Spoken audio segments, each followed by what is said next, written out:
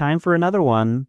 We're on question 1. Health dashboard alerts needs to be proactively informed about AWS service health events or scheduled maintenance that might impact their resources in specific AWS regions. Which AWS service provides this information and allows for notifications? Select one answer. Review the answer choices on screen.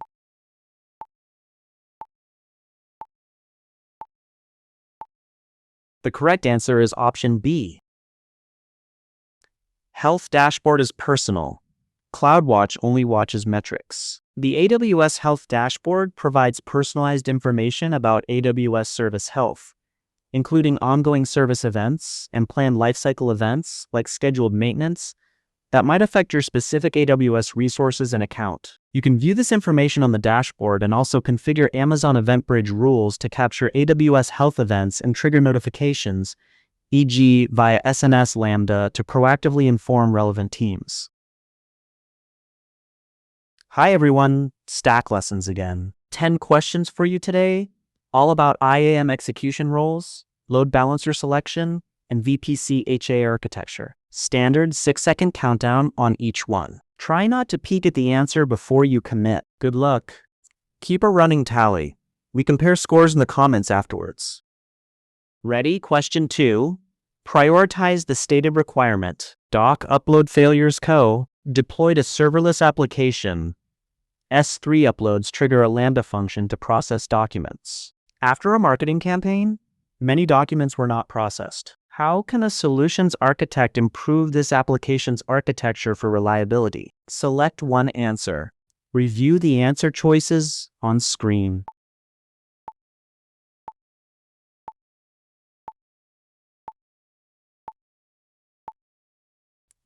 The correct answer is option A. When Lambda floods post-campaign, SQS is the only reliable buffer. Direct S3 to Lambda invocations can sometimes lead to missed events or overwhelmed functions during sudden high volumes. Introducing an Amazon SQS queue as a buffer between S3 and Lambda improves reliability and resilience. S3 events are sent to the SQS queue. Lambda then pulls this queue for messages to process. This decouples the services, allows Lambda to process at its own pace, and handles retries more effectively. A DL queue on the SQS queue captures messages that consistently fail processing for later investigation, preventing data loss. Let us switch gears. Question 3. Track every qualifier. A company has a task to perform on-demand data processing for analytics. The processing task can take several hours to complete. The results of the processing task need to be stored durably. The company wants to minimize the cost of running this task. Which solution will meet these requirements? Select one answer. Review the answer choices on screen.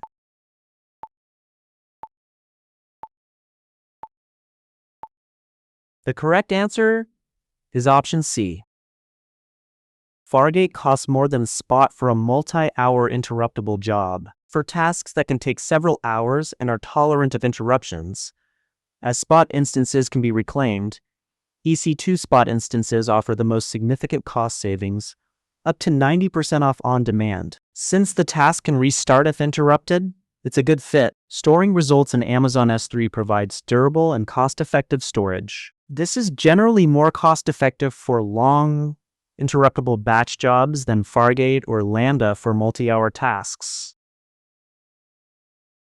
Let us switch gears. Question 4. Every phrase counts. New User Permissions Inc. is expecting rapid growth. A solutions architect needs to configure existing users and grant permissions to new users on AWS, organizing them by department using IAM groups. What is the most secure additional action to grant permissions to these new users via their groups? Select one answer. Review the answer choices on screen.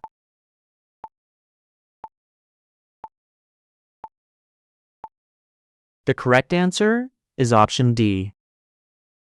Most secure always means least privilege, never administrator access on a group. The principle of least privilege dictates granting only the permissions required to perform a task. Instead of overly permissive policies like administrator access, A custom IAM policy should be created that defines the specific permissions needed by users in a particular department group. Attaching this least privilege policy to the IAM group ensures that all users within that group inherit only the necessary permissions, enhancing security.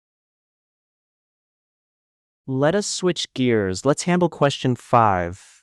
Quick check. Lex Chatbot integration needs to build a conversational interface, chatbot, for their customer service application to handle common inquiries. This chatbot should understand natural language and be able to integrate with backend systems via AWS Lambda. Which AWS AI service is designed for building such conversational bots? Select one answer. Review the answer choices on screen.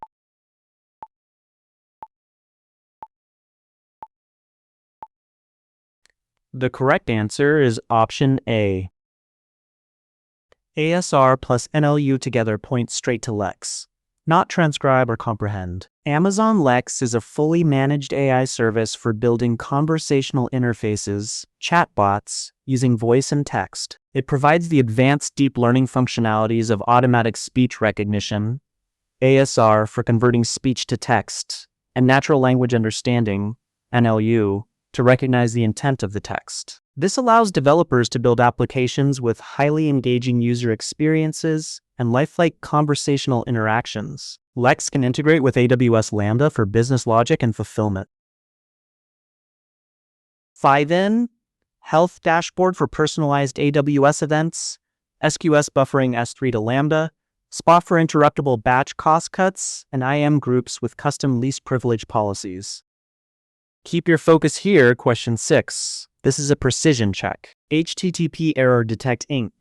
has an HTTP application behind a network load balancer, NLB, with targets in an EC2 Auto Scaling group. The NLB isn't detecting HTTP application errors, requiring manual EC2 restarts. They need improved application availability by automatically handling unhealthy instances without custom scripts. What should a solutions architect do? Select one answer. Review the answer choices on screen.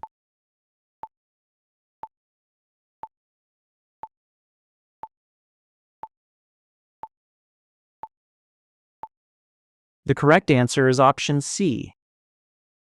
HTTP errors are completely invisible to any Layer 4 load balancer. Network load balancers, NLBs, operate at Layer 4 and perform health checks at the TCP level or on a specific port. They do not inherently understand HTTP status codes. Application load balancers, ALBs, operate at Layer 7 and can perform HTTP/HTTPS health checks against a specific path, expecting certain HTTP success codes. By replacing the NLB with an ALB and configuring appropriate HTTP health checks, the ALB can accurately identify unhealthy application instances. The auto-scaling group can then be configured to terminate and replace instances marked as unhealthy by the ALB. Alright, question 7. Check whether it asks what or why. Secure Lambda S3 access has an AWS Lambda function that requires read-only access to a specific Amazon S3 bucket located within the same AWS account. Which solution will grant these permissions to the Lambda function in the most secure manner, adhering to the principle of least privilege? Select one answer. Review the answer choices on screen.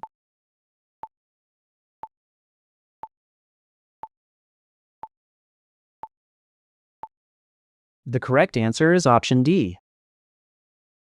Access keys stored in nvars are the exact anti-pattern here. The most secure and AWS recommended method for granting permissions to AWS Lambda functions is by using an IAM execution role. An IAM role is created, and an IAM policy is attached to this role. This policy should grant only the necessary permissions, in this case, read access like S3 get object, and potentially S3 list bucket if listing objects is required, and should be scoped to the specific S3 bucket resource. This execution role is then associated with the Lambda function. When the function runs, it automatically uses the temporary credentials associated with this role, adhering to the principle of least privilege without embedding long-term credentials. Okay, careful on question 8. This one has a trap. Org Admin Solutions leverages AWS organizations. They need to ensure that if the root user email address of any member account within their organization receives critical AWS notifications, these notifications are not overlooked and are also promptly reviewed by the designated account administrators. What is the most effective method to manage this? Select one answer. Review the answer choices on screen.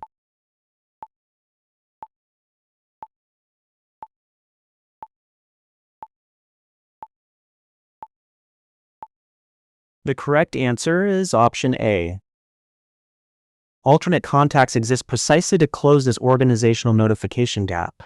AWS allows the configuration of alternate contacts for different categories: billing, operations, security, at the individual account level. These contacts can be distinct from the root user's email address.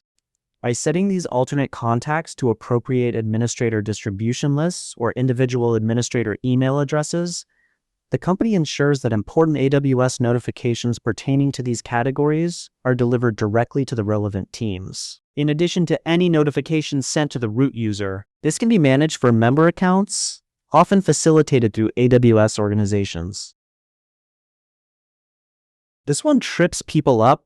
Let's look at exactly how AWS handles notification routing across accounts.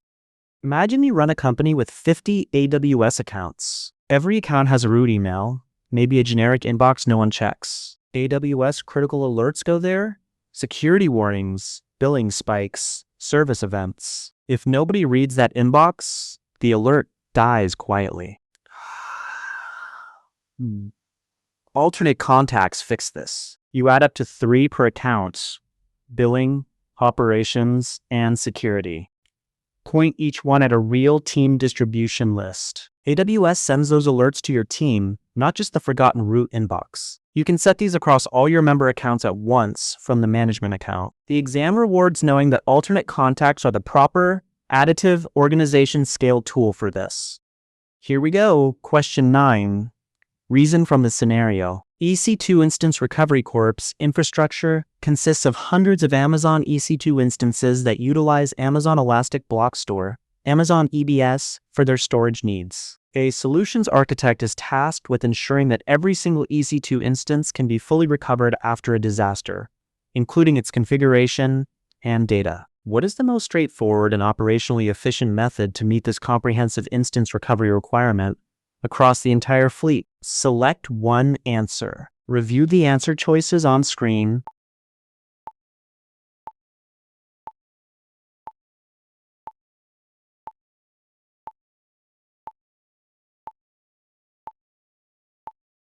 The correct answer is option C. AWS Backup creates the AMI automatically. DLM only snapshots volumes. AWS Backup is a fully managed backup service designed to centralize and automate data protection across various AWS services, including Amazon EC2 instances. When you back up an EC2 instance with AWS Backup, it creates an Amazon machine image, AMI, of the instance and snapshots of its attached EBS volumes. You can set up a backup plan to schedule these backups regularly, e.g., nightly, and define retention policies. AWS Backup also simplifies the restoration process, allowing you to restore entire EC2 instances from these backups. For disaster recovery, you can configure AWS Backup to copy these backups to another AWS region. This provides a holistic and operationally efficient solution for EC2 instance recovery with minimal manual effort. Let's slow this one down. Option A looks automatic, but there's a catch worth seeing. Imagine 300 EC2 instances go down at 2 a.m. You need everything back: config, boot drive, and data volumes. Option A sounds appealing. DLM automates EBS snapshot creation, but read it closely. At recovery time, you still manually register AMIs from those snapshots. It's a human step during a disaster. AWS Backup is different. It captures each instance as a full Amazon machine image, plus all attached EBS volumes, under one backup plan. Point that plan at your whole fleet. Set a schedule. Done! Cross-region copies are part of the same plan. When disaster hits, you restore the whole instance. No scripts, no manual steps. That's why the question rewards C, not A. Here we go, question 10.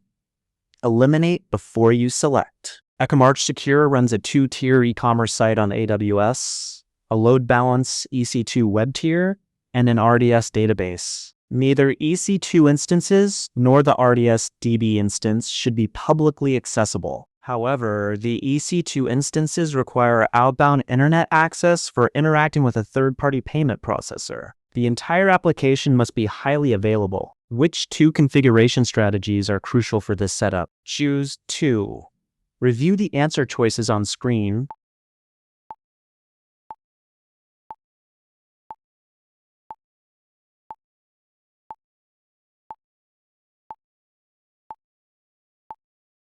The correct answers are option A and option E. Each wrong option silently breaks either security or AZ resilience. A. Locating EC2 instances, web application tier, and private subnets and utilizing an RDS multi-AZ DB instance, which also resides in private subnets by best practice, ensures these core components are not directly exposed to the internet. Multi-AZ for RDS is critical for database high availability. E. An application load balancer situated in public subnets serves as the secure entry point for web traffic. NAT gateways deployed in public subnets, ideally 1 per AZ for resilience, enable EC2 instances and private subnets to initiate outbound connections to the internet, e.g., for payment processing, without having public IP addresses themselves.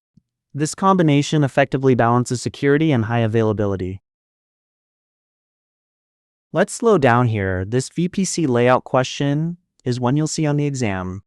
Picture a restaurant. Your maitre d' stands at the front door. That's your application load balancer. It must be visible from the street. Your chefs work in the back kitchen. They never greet customers. That's your EC2 instances, hidden from the internet and private subnets. Those chefs need to call the payment processor, say Stripe. So you add a NAT gateway in the public subnet. NAT lets your private EC2 call out, but nobody can call back in. Your database only talks to the chefs, no internet needed, so it goes in a private subnet too. Option B is the trap. It buries the load balancer in a private subnet, so internet traffic can never reach it. That's why E wins.